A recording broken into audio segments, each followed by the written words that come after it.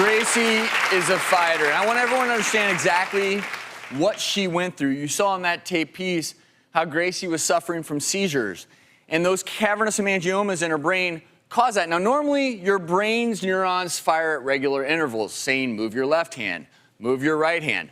But in a seizure, particularly grand mal seizure, your neurons go haywire. In some cases, a cavernous hemangioma can cause that activity. We're looking deep inside the brainstem here. Like, think of a cavernous hemangioma as a swelling of the blood vessels. Most of the time, they don't bleed. They don't cause any problems. Nothing to really worry about. Just watch. But one day, Gracie was playing at the beach, and suddenly, out of nowhere, in her brainstem, that cavernous hemangioma bled.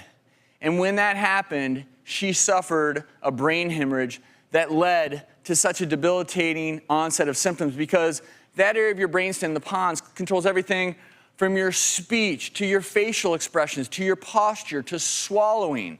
So Gracie's body and face were paralyzed as she dealt with the consequences of this bleeding. So she was determined to keep moving forward despite this paralysis. Several surgeries, countless hours of physical therapy brought the joy of her first steps. But for Gracie, there was no smile. It was impossible. To get her smile back, it meant more surgery, more risk, no guarantees, but it was a risk she decided to take.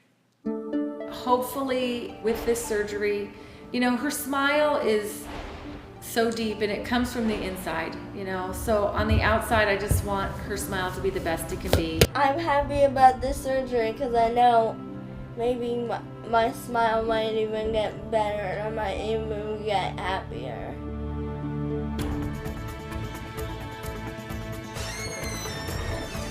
Gracie has already had 2 operations reconstructing her facial paralysis. We come back 6 to 12 months after the second stage and create the best possible symmetry. Because she's had a couple of operations, she does have scar tissues, and we don't want to damage all the work that we've done, so we want to make sure everything we do is in a very conservative manner. So now we're going under the skin, trying to stay on top of the muscle that we had transplanted in the second stage of the operation.